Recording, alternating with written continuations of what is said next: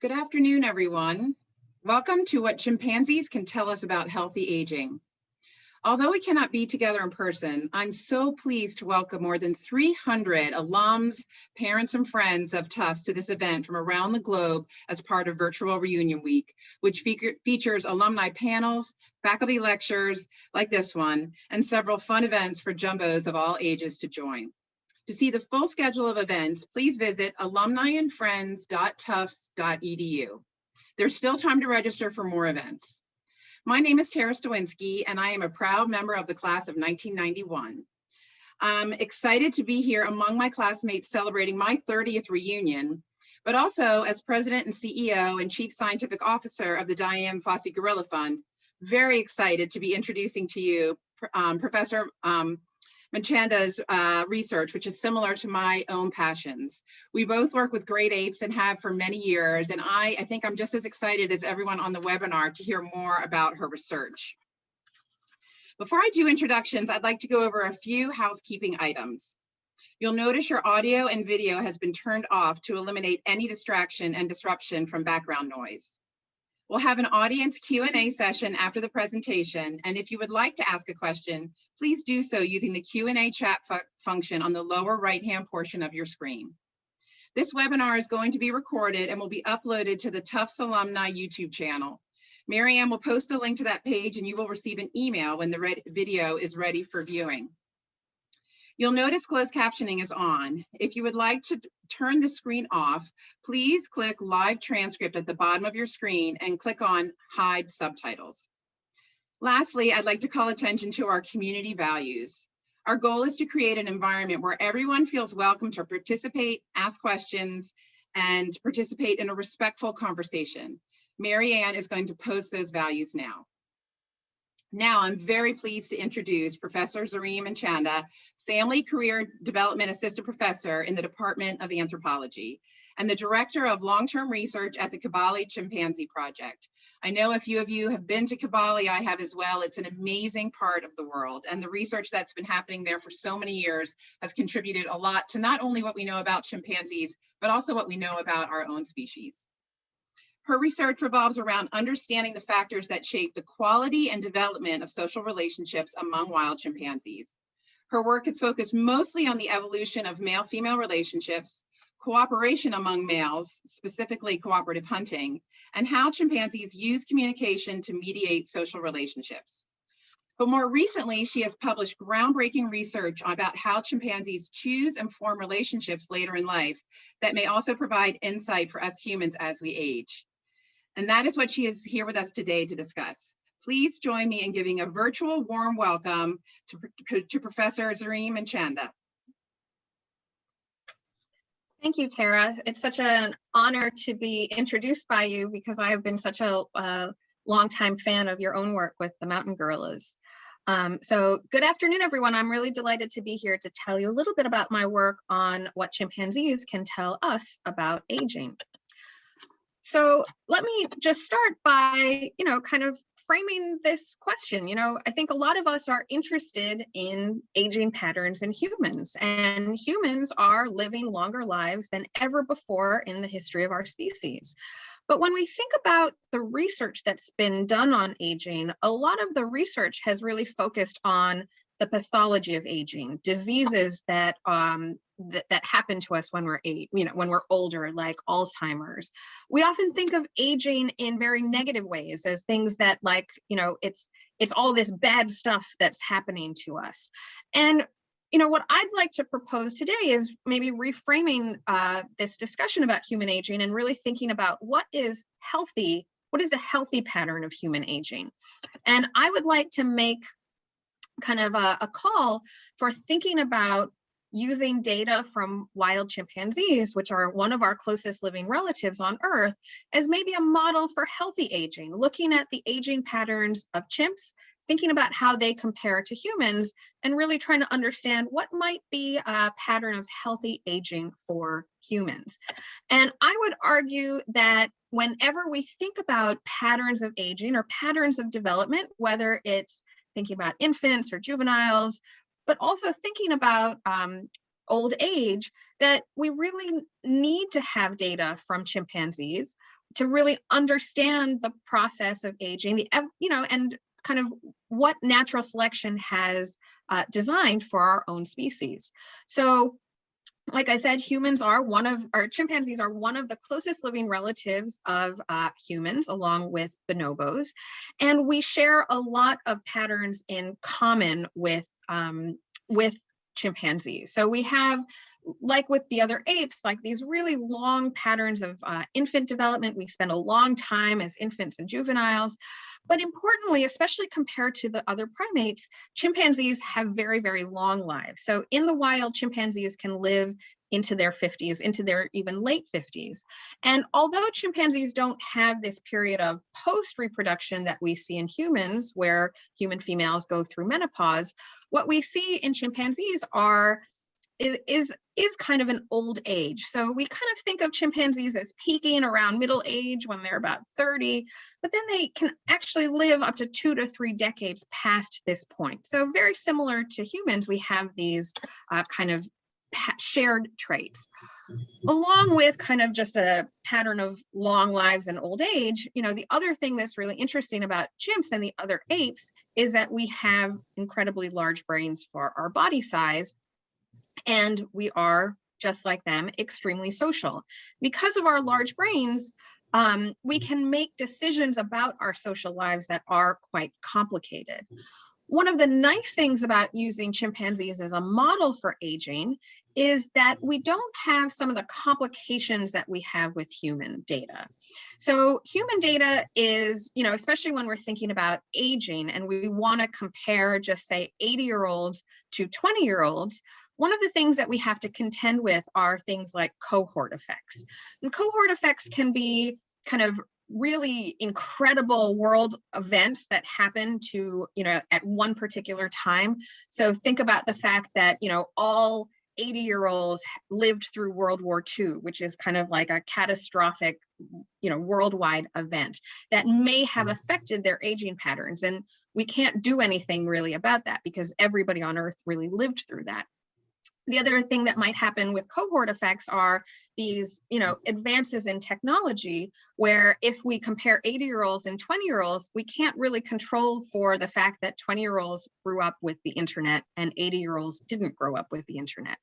So what's nice about chimps is that they're living in complex social groups and have these large brains that are making long lives and making complex decisions, but we don't have the same kind of cohort effects. And so in many ways, this makes them a very, very good model for social aging. Now, I studied chimpanzees at the Kibale Chimpanzee Project, which is in Kibale National Park, Uganda. We studied the Kanyawara community of chimps. And this is now a research project that is now housed at Tufts University. And it's, like I said, a long-term project. So we started data collection here in 1987. The site was started by my PhD advisor, Dr. Richard Wrangham. And today it's run by all 4 of us, including 2 colleagues at the University of New Mexico, Melissa Emery Thompson and Martin Muller. And this, like I said, is this long-term project. So we have 34 years of data safely kept in my lab here at Tufts. And this is a really incredible source of data and research on wild chimpanzee behavior. And it's this, incredibly large amount of data. So some of the data tables in our database, for example, have over 4 million rows of data. And what's really lovely about some of these long-term data projects from the point of view of Tufts being an undergraduate research institution is the fact that I can use this data in the classes that I teach at Tufts, and also actually have a number of students working on this long-term data as kind of semester-long research projects or senior theses.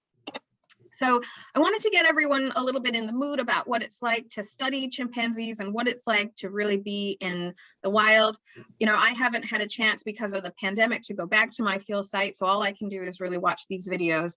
But here's a really lovely video taken actually from the canopy of one of these big fig trees that's a good food source for some of our chimps. And we're about 40 to 50 meters off the ground. our chimps are so well habituated to human observation that we can actually be in the trees with them. They don't really, you'll see in the video, they don't really seem to mind humans being around. And this just gives you a sense of what it's like to be in the forest. You can hear the sights and sounds of Kibale National Park.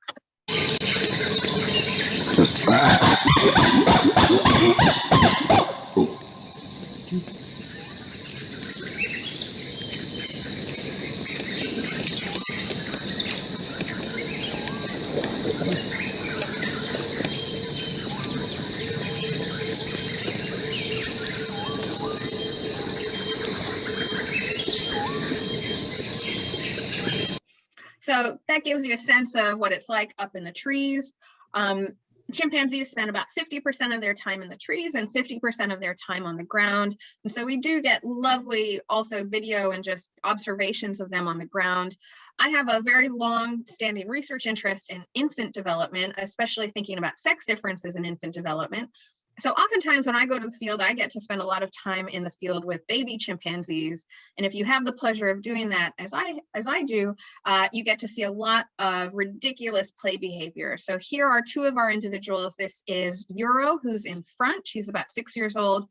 And you can see Wallace's little legs in the back. He's a 1-year-old male, and they're going to demonstrate a very common behavior we see in primates called rough and tumble play, where there's biting and hitting and rolling.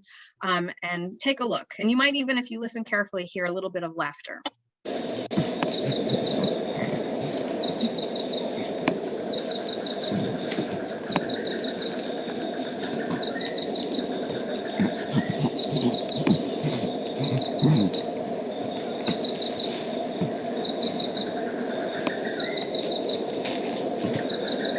So hopefully you heard a little bit of that, which is chimpanzee laughter. And you know what we have found with our research is that young males tend to play more rough and tumble than young female chimps. And this seems to maybe be practice for the aggression that they're going to be using when they are older. So it is not all fun and games with chimpanzees, especially when you are an adult male. There is a lot of aggression, and they're very concerned with their dominant status. And so we also see a lot of interesting social interactions like this dominance interaction I'm about to show you. This is Kakama, and this video was taken in a few years ago when he was the alpha male of our group. And as he walks by another male, you'll see this young male, Tuke, who emphatically pant barks to Kakama, which is a signal from Tuke to Kakama that Tuke is subordinate. It's basically like Tuke saying, I know you're dominant, please don't beat me up, please don't beat me up.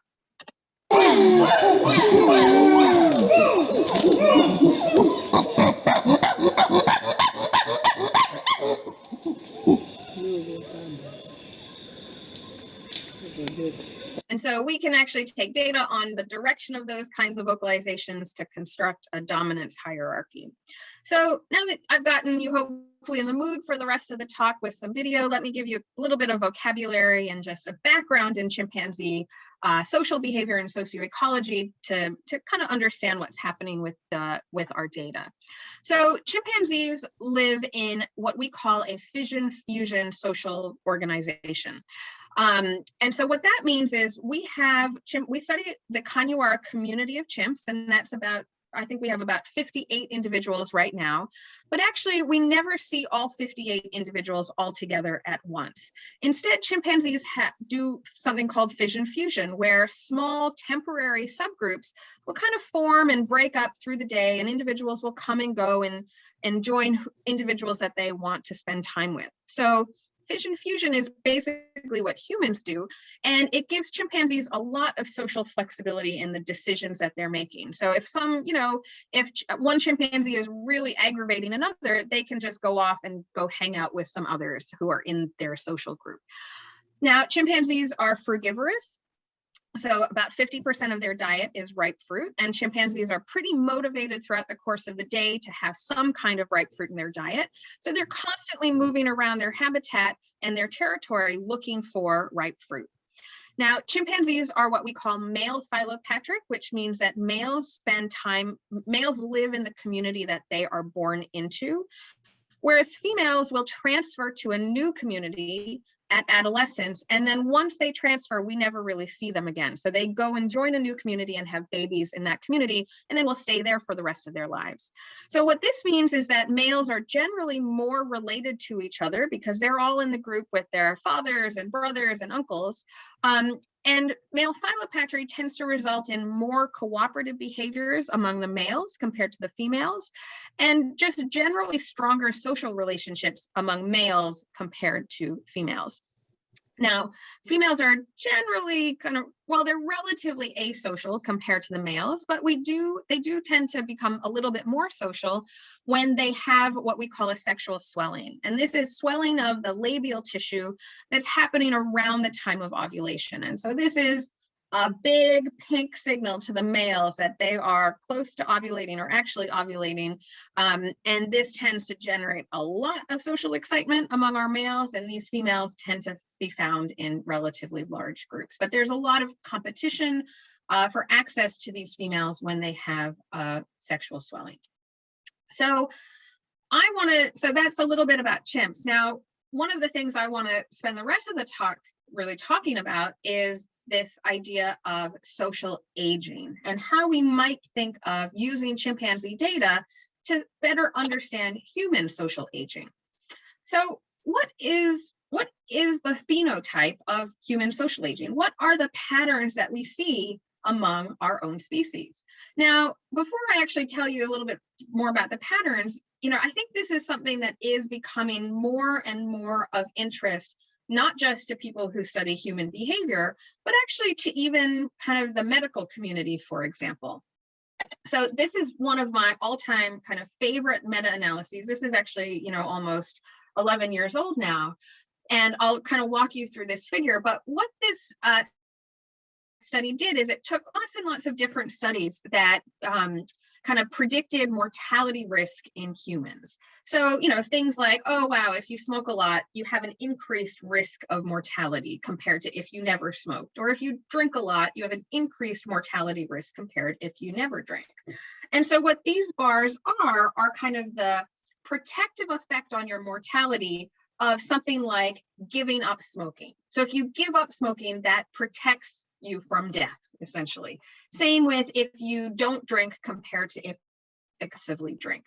And what's really interesting here is these top bars. So for example, if you actually have, if you are really socially integrated into your community, or if you have high social support, or just some, a good amount of social relationships, that actually has a protective effect on your mortality. And in fact, it has a more protective effect on your mortality than something like giving up smoking. So obviously the answer here is if you are going to smoke and drink, sure, that's fine. Just do it with friends, because that's actually going to have a big impact on protecting your mortality. But what studies like this suggests is that there is really something about having social relationships that actually affects our health and our biology. And so I think for that reason, a lot of people have been really interested, not just in what happens with our physical aging, but what happens to humans as we socially age. And there are some really interesting patterns about social aging in humans. Now, what we actually see in humans is this actual positivity bias. So as humans age, we actually see the world more through rose-colored glasses compared to when we are younger. And so although there's a stereotype, I think, of like a grumpy old human, that's not actually true. That's not what the data shows. The data actually shows that humans will interpret interactions with a more positive bent. And actually, for example, humans as we age just don't want to get involved in workplace conflict, for example. So we tend to view the world more positively with age. The other thing that is really interesting is that younger adults are really focused on building new relationships. And sometimes those relationships come with possible negative outcomes. So as a young person, we have big social networks, and we are really focused on having big social networks and making new friends. even if some of those friends come with some negative outcomes. Whereas older individuals actually prefer to focus on more positive, emotionally fulfilling relationships. And so you tend to see older humans live with kind of a smaller social network, but they report being more satisfied with those positive bonds. Now, one of the reasons that we think this is the pattern, and the data suggests this, is that these young individuals are actually information seeking, right? The reason we want big social networks and we put up with even negative, not so good friends, is that we're seeking information about how social relationships work and how to navigate the world. And that by the time we're older, we don't need that information. We know what we need to know about who is a good person, who's a good friend, who is not. And so we actually just focus on having emotionally fulfilling relationships. So we're not concerned with information, we're just concerned with our emotional satisfaction. So why do humans show this pattern? This is my dad, who is actually demonstrating in this picture that he is kind of a grumpy old man, but that's actually just because he moved to Canada from India in 1965 and was cold ever since. So he was actually a really positive, happy person at the end of his life. But there is a theory in human psychology called socio-emotional selectivity theory that says that humans show this pattern of increased positivity and kind of smaller but more fulfilling social relationships, specifically because humans have an ability to monitor time and because we have an awareness of our mortality. So, for example, humans, as we age and we think about our mortality and that time is running out, start thinking, well, I don't need to put up with crappy friends. I'm just going to get rid of them. I'm just going to focus on the friends that matter and the ones that are most fulfilling. And so I was talking to a friend of mine who's a psychologist about our data, and she thought, oh, wow, you could probably use this data to test socio-emotional selectivity theory. I was like, oh, tell me more about that. And so we had a conversation about it, and it was kind of really interesting. And so one of the things that we thought was, well, wouldn't it be interesting to look and see what kind of pattern we see with chimpanzees' social aging? And if chimpanzees and humans actually show the same pattern, what we would need to do is reassess the assumption about why humans are showing this pattern. Because chimpanzees do not, from experimental data, have the same ability to monitor time that humans have. Chimpanzees aren't able to, put themselves years into the future, like think about themselves years into the future as we are. They don't have kind of that sophisticated knowledge of time that humans have. And there's really no data that would show that chimpanzees have an awareness of their own mortality. So if we're seeing the same pattern in chimps and humans, that suggests that at least in chimps, that's not happening because of this awareness of time. And if chimps and humans show different patterns, well, then that actually suggests that what humans are doing in our old age is different. And, it provides support for this theory. And so we did a study, looking at social aging patterns in humans to test this socio-emotional selectivity theory.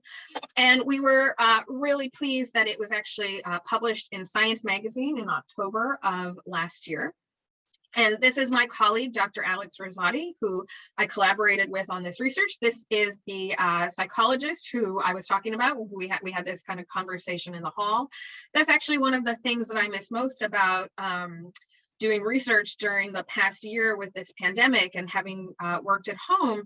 I feel like in terms of doing science, we've missed out, and doing research in general, we've missed out on all of these kind of water cooler conversations that have actually resulted in a lot of really wonderful science. I also just want to point out that another author on this study is Lindsey Hegberg. We started this study when I was still working at Harvard, and this study actually started as a project that Lindsey did in a class that I teach on chimpanzee behavior, which I now teach here at Tufts. It ended up becoming her senior thesis, and then eventually got published in Science. So I think this is a great example of how some of our long-term data can actually really be used to do meaningful, high-impact research, even with our undergraduates here at Tufts. So, like I said, we used data for this project from Kibale, from the Kibale Chimpanzee Project, and we ended up using 21 years of data, which actually spanned about 78,000 hours of observation. So, an immense kind of amount of data to manage and wrangle on 21 male chimpanzees who were between the age of 15 and 58. So we had a really nice age span. A number of the chimps in this study, we actually had data on for the entire 21 year span. And like I said, we focused on male chimpanzees because, as I said earlier, male chimpanzees are more social than female chimpanzees. And so we were able to calculate a lot of very detailed social metrics that we're just not able to do with the females because they just don't engage in a lot of those same behaviors. So let's see, what does the data show from our chimpanzees? So the first question is kind of what are the general patterns of social aging with wild chimps? And in fact, do we see the same kind of positivity bias that we are seeing in humans? And so in order to do this, we calculated measures of aggression and grooming. And we have two different kinds of aggression in this data set. We have kind of general aggression, which is in red. So kind of all displays. This is kind of non-directed. There is no target. There's no victim to this aggression. And then in orange, we have aggression that's really directed towards particular individuals.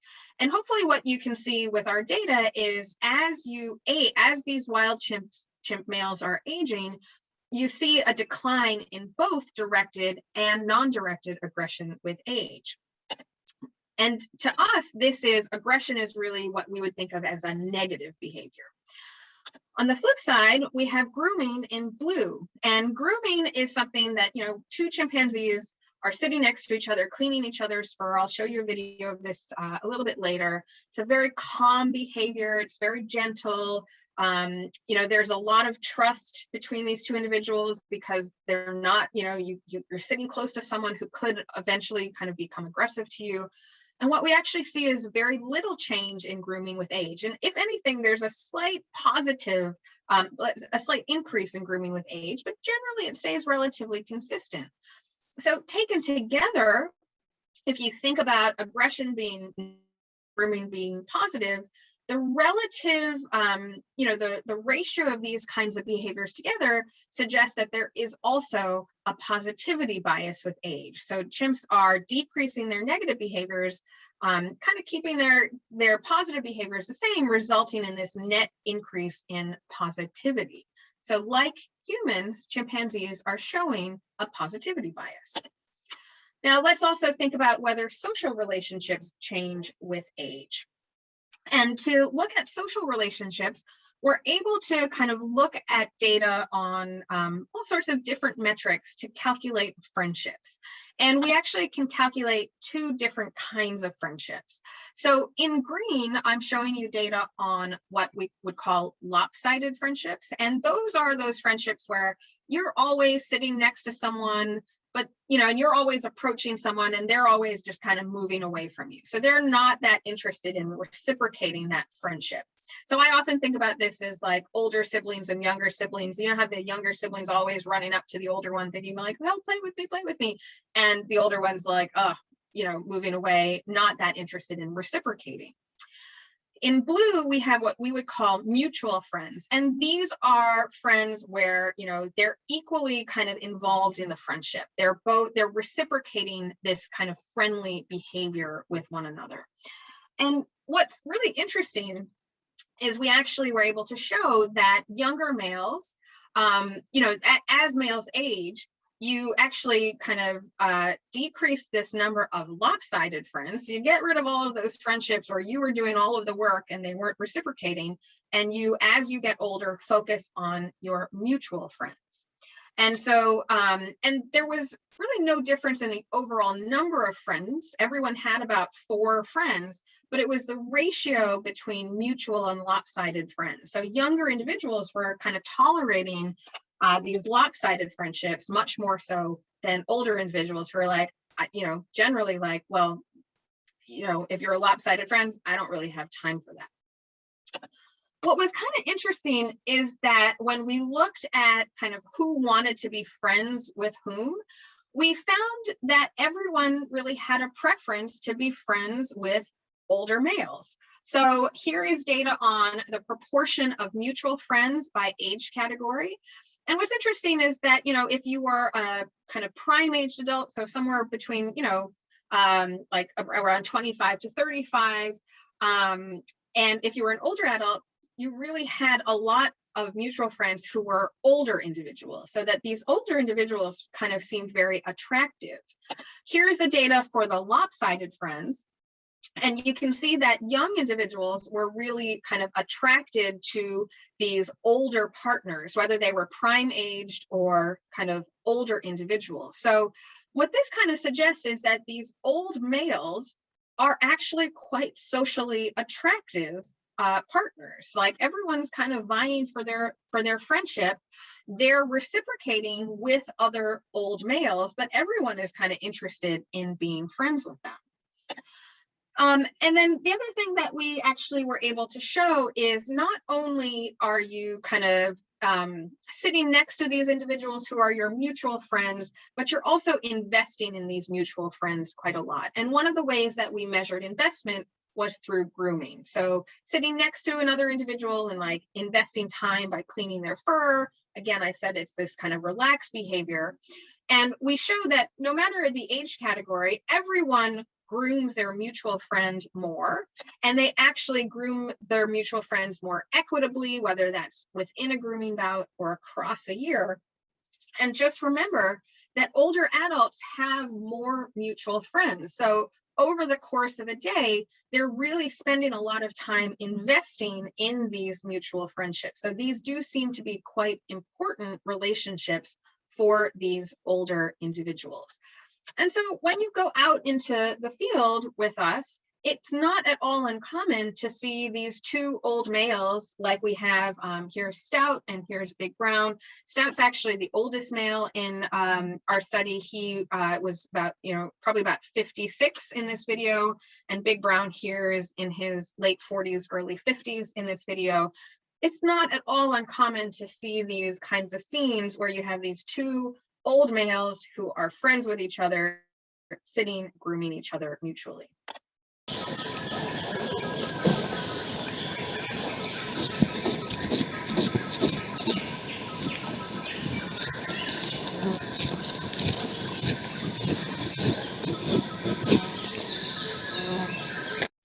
So you can see it's very nice and kind of calm.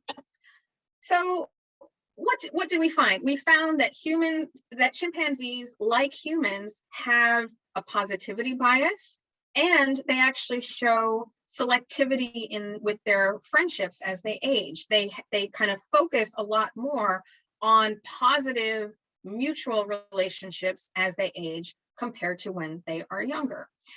So what we found is that actually chimpanzees share the same pattern as humans in terms of social aging, but they do this without a sense of mortality or without this really sophisticated understanding of time that we have in humans. Now, this doesn't mean that humans don't show, that humans aren't showing this pattern because of our sense of mortality, but rather that you can get this same pattern without invoking a kind of an understanding of time or an understanding of mortality. The way that we have kind of interpreted this is that humans and chimpanzees do share a lot of mechanisms in common that have to do with emotional regulation. So we know that we have very similar mechanisms that kind of regulate our emotions. And like humans, chimpanzees seem to be better able to regulate their emotions as we get older. And so I have a 3-year-old and a 1-year-old. I can tell you they're really terrible at regulating their emotions. I also think back, and I'm really looking forward to their teenage years, but also like teenagers and young adults are also pretty terrible at regulating their emotions, but we get much better at it as humans as we age. And it might be this kind of shared pattern of emotional regulation that might be resulting in some of the same patterns that we are seeing here. But I think there are other things that we can also learn from this. So one thing that I think is really interesting is not just the shared pattern in terms of a positivity bias and these changes in friendships, but also those results that I showed you, that these older individuals seem to be quite attractive with age, that everyone is kind of interested in being friends with them. And I think what we're showing with chimps is that older individuals have a lot of social value. And this may be even though they are declining in certain abilities, right? And I think we might actually be able to think about that from a human perspective as well, right? There are there is a lot of value. A lot of older individuals have social value and they have a lot of social knowledge. And I think we can kind of learn from chimps to think about how we might be treating older people. I think it's also important to think about the fact that when we look at the pattern of chimps and we find, that they're showing that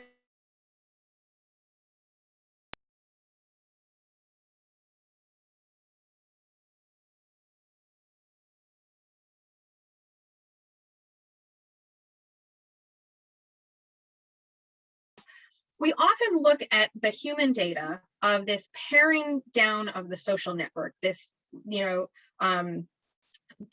small social network, as something that's wrong with us as we age. We often think like, oh, isn't it a shame that older people don't have as many friends or aren't being as social? Isn't it terrible that older humans are not making new friendships, and shouldn't we have programs where we get humans, in senior communities, like shouldn't we have these programs that get them out and making new friendships? And a lot of times those programs, the response of seniors is, I don't want new friends. Like, I'm pretty happy. Like, I don't want to go make new friends. I don't want to go do this new social thing that I had the same experience with my own mother when she moved to kind of a new building. I said, oh, you should go make new friends. And she was like, why would I make new friends? I just want to talk on the phone with you and my old friends. And I think this is, again, the lesson. What we're seeing from the chimps is that this might be part of a natural aging process of a long-lived, very smart, socially complex creature. And that maybe we shouldn't be looking at this change in humans with a negative view. Maybe we should start viewing this as a very healthy part of aging. And instead of having programs that just force social or seniors to make new friends, maybe we should have programs that allow them to keep connections up with their old friends, right? And so again, during this pandemic, I spent a lot of time getting my mom on FaceTime and on Zoom so she can maintain some of the connections that she already has. I think that this kind of research generates a lot of future questions, and we have a lot of other kinds of things going on in our research program. A lot of people are very interested in what about females? Are they showing the same social aging pattern? In humans, there doesn't seem to be a very gross sex difference in this phenomenon, but I suspect, and we have preliminary data that suggests that females are different. I also think we have to better understand what the point of these relationships actually is. So why are males maintaining these strong mutual friendships in old age? And I have a couple of thoughts about that. But one of the things to note about these old males is that they are decreasing in rank. So even though we're finding that these males are more attractive social partners, it's not because the oldest males are the highest ranking males. Actually, the highest ranking males are those prime-aged males, and rank actually decreases with age. We also know that things like muscle mass here on the left and testosterone, those also decrease with age. So these old attractive males are not necessarily in the best condition to fight. They're not the most muscly, they're not the most testosterone-y, they have lost dominance, so they're not necessarily like the most amazing physical condition to be fighting partners. But what's really interesting is that there doesn't seem to be a huge decline in their reproductive abilities. So here's data on copulation rates by age for males with Paris females. So those are females that have already had babies who are quite attractive to the males. versus nulliparous females who are not as attractive. They're first time, they haven't had babies yet, so they would be first time moms. And we actually don't see a decrease in copulation rate. And so even though they're not high ranking, they're losing muscle tone, they're not super aggressive, they're able to actually sire offspring. And so about a quarter of our babies have been sired by old males. And so one possibility is that these friendships are maybe compensating for the fact that they're losing rank and losing muscle tone. Maybe they're able to kind of form coalitions and actually still have access to reproductive females despite their declines with age. So that's something that we're really interested in focusing on.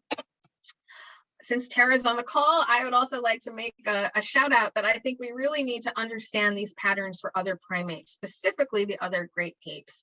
You know, right now we're finding a similar pattern with chimpanzees and humans. Now, we don't actually know if this is part of a pattern of apes or whether this is something that's really unique to chimpanzees and humans and potentially bonobos. And so in order to understand the evolution of these aging patterns, we really need data on social aging in other primates, especially the great apes. We do know, for example, with data from macaques, for example, that this is a review paper that I wrote last year with Alex Rosati, that monkeys, the data that's available actually do show a different pattern where monkeys show a negativity bias and don't actually show this increase in positive behaviors, nor do they show this increase in strong friendships with age. So perhaps the apes are different, perhaps it's just chimps that are different, but we would love a lot more data on social aging. I'd also, just to end, really like to make a shout out for the value of long-term research. Both Tara and I run a long-term research project on a great ape, and these are long-lived species. And so in order to understand anything about aging or development, we need decades of data. And I think this project especially is a great example of how we can harness long-term data from these wild animals to say something important about human aging. And so with that, I just want to also make a big shout out to all of the people involved in this project and in the running of our field site, especially our funders, without whom, you know, we couldn't do much of our work, but most especially to the staff of the Kibale Chimpanzee Project, our Ugandan team, headed by Dr. Emily Otali, and then an entire team of field assistants who collected this data.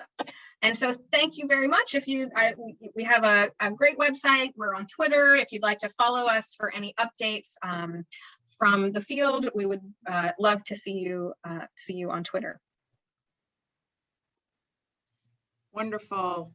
Thank you so much, Zarin, for this amazing presentation and the insights into what we can learn from our primate relatives. And your last statement, you know, really rung true to me. And I was thinking the same thing, this value of long-term research, that it takes decades to get these kind of data, and then to see what we can learn from them, and also how exciting it is to have these data at Tufts University. I wish that I had been an undergrad and been able to use those data when I was there at Tufts. So thank you so much.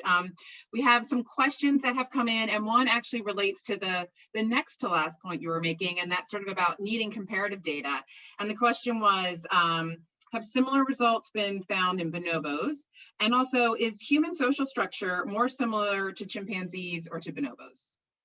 Great question. So bonobos are also our closest living relatives. So bonobos, chimps, and humans had a last common ancestor about 6-ish million years ago, and then chimps and bonobos split off later, probably somewhere between 1 and 2 million years ago. So bonobos and chimps and humans actually all have a fission fusion social system. So bonobos also have fission fusion. Their social organization is a little bit more cohesive probably than chimpanzees. So the parties, you know, those temporary parties tend to stay together for a lot longer than with chimps. And that has a little bit to do with just the fact that they have better food available, so they can kind of spend more time together. Especially females. So we see a kind of really nice, strong female bonds in bonobos that we don't see in chimps.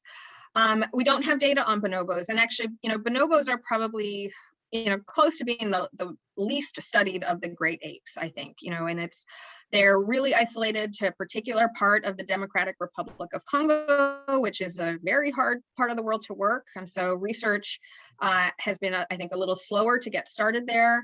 I don't think there are any bonobo sites that have been around as long as any of the chimp sites. And so we don't have quite the time depth of bonobo data, but I would be really interested in the bonobo data because, especially for a sex difference, thinking about how female bonds in bonobos age and whether those are actually showing a similar pattern to what we see in the male chimps.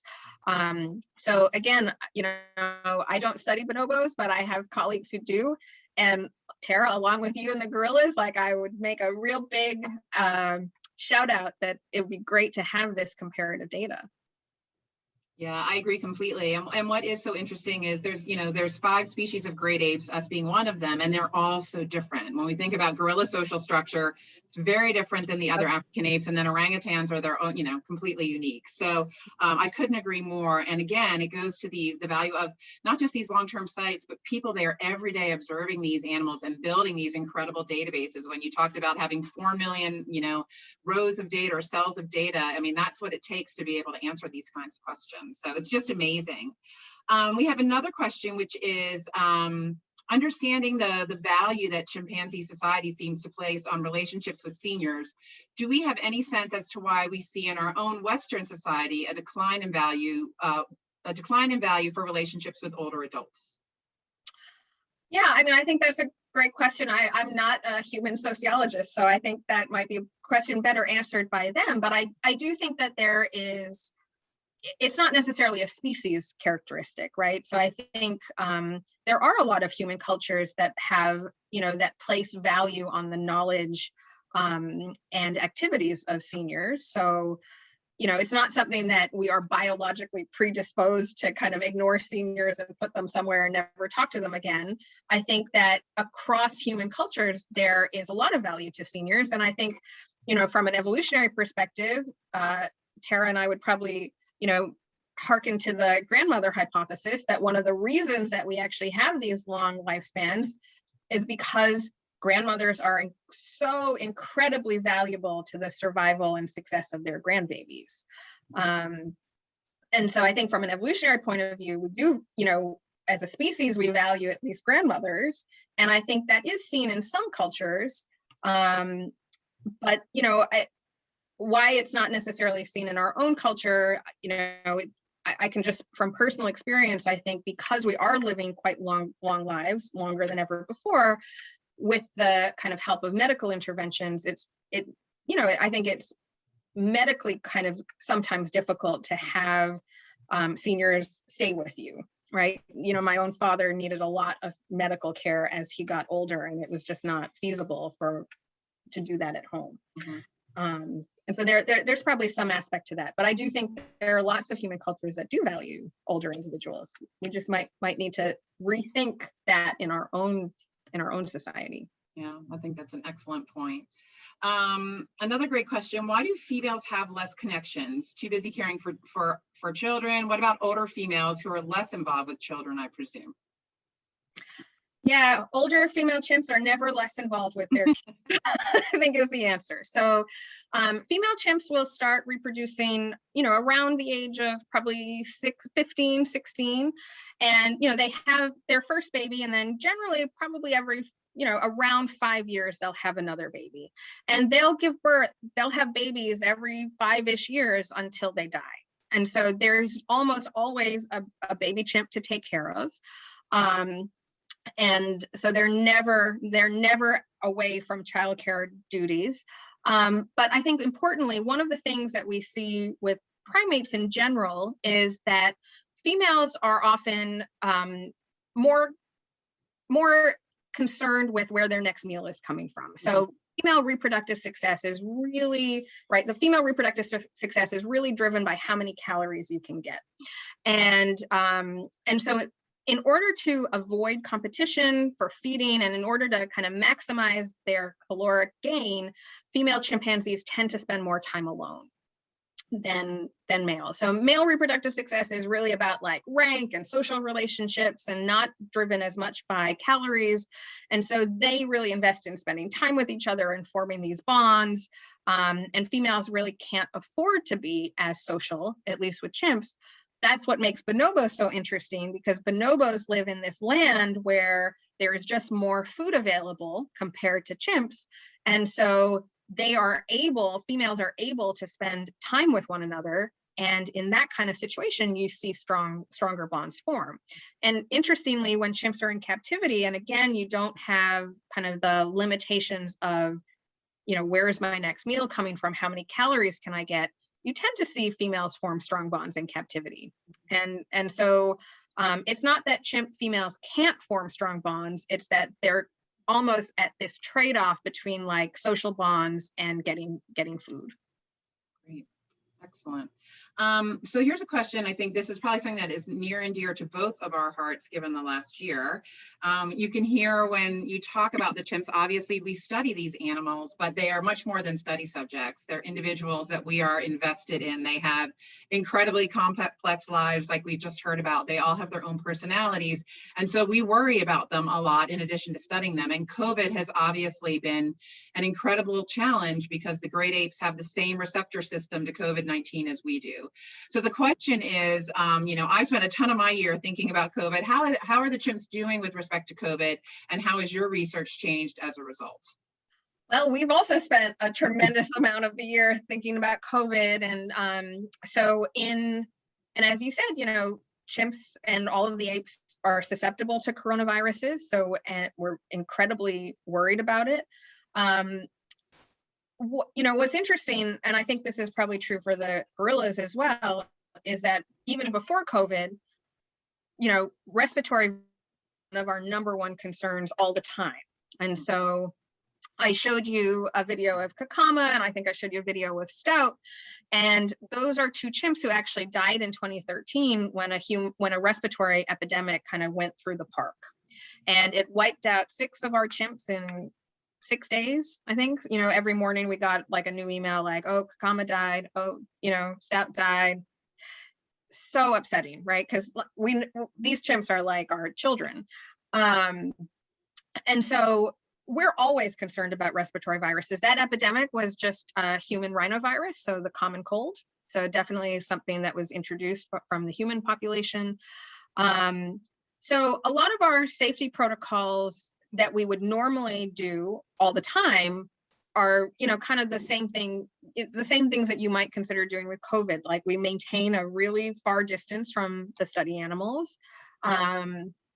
No one's allowed in the forest if they're sick or showing any symptoms.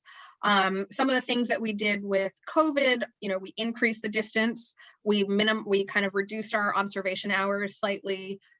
Everyone, is wearing masks. We actually, when the pandemic first started, we kept a team of field assistants at our field sites so they couldn't go home, and they had food delivered. Probably some of the same stuff that you all had done. We have regular temperature checks. And so, in partnership with the Ugandan Wildlife Authority, which, kind of had protocols in place for all of the chimps and the gorillas in the whole country, we kind of maintain those protocols, and we are very concerned. So we kind of bit of a lull in our research for the first 4 or 5 months while we were trying to figure out like how dangerous things were. We started ramping up research again toward the end of 2020, and I think we're probably back at about 80%. We're still kind of we're still maintaining the big distances, all of the kind of masks and cleaning up your boots, etc. Yeah, I mean, but in general, respiratory viruses kill apes all the time, and so it's just something we're always concerned about. This one is just, we know this one might be coming. We kind of have warning about this one. Right. Yes, that all sounds very familiar. So I think we have time for one last question, and that is, what advice do you think an older chimp would give us? Well, I would say an older male chimp, just because we don't know what a female might do. I think a female might just be like, oh, life is so hard, because life is pretty hard for a female chimp. I think an older male chimp would tell us how important it is to keep our close friends close. You know, I think that's a really valuable lesson here, that there is a lot of value in these older males. They are, you know, very helpful. We don't know exactly why yet, but I'll keep you posted. And that these friendships really matter, and friendships matter more as you age than when you're younger. And so, yeah, I think keeping your friends close is a great lesson that we can learn from chimps. Fabulous, fabulous. We did have a late breaking one come in that we've been asked if you can answer, and that is, do chimps bury their dead? No, chimps do not bury their dead. And actually, I think it's really, I'd love to hear, Tara, about the gorillas, but you know, we have a lot of observations of chimps dying in the field, and then the responses of our chimps to the dead body, whether it's kind of an infant who died and then the mother responding, or an adult individual. And I've always been really struck by the varied responses that individuals have to dead bodies. So some of them, you know, some chimps will come up and like poke and like try to get the chimp to sit up, and then maybe drag them a little bit. Some of them will be really aggressive to the dead body. Some of them will walk 30 feet around the dead body and want nothing to do with it. You know, when babies have lost a mom, you know, you see it's hard not to anthropomorphize, because they'll sit next to the body screaming their head off, you know, trying to get their mom to, like, you know, poking their mom, trying to nurse. But the response to dead bodies is so incredibly varied. It's hard to know exactly how chimps are thinking about this experience in this moment. And so, but they don't bury their dead, you know, and what we will do is wait until if we have a chimp that's died, we'll wait for all of the other chimps to finally leave the area, and then we'll collect that dead body for a necropsy, and to collect, you know, and we'll take samples. And then, you know, we bury the bodies, and then we will actually collect the skeletons after a few months. Zarin, honestly, I could sit here and like have a conversation with all of this about you all day, but we are out of time, unfortunately. I really want to thank you for this incredible presentation and sharing this information with us and the alumni and broader community. And thank you to all the attendees for joining and for all your wonderful questions. Congratulations to those of you that are celebrating reunion milestones, especially any class of 1991 that might be out there. I encourage you to check out the impressive programs that the team has put together for the rest of the week at go.tufts.edu/reunion programming. So from myself and everyone at the Alumni Office of Relations, thank you for joining us. Be well, and I hope we can all see each other together in campus sometime in the near future. Take care.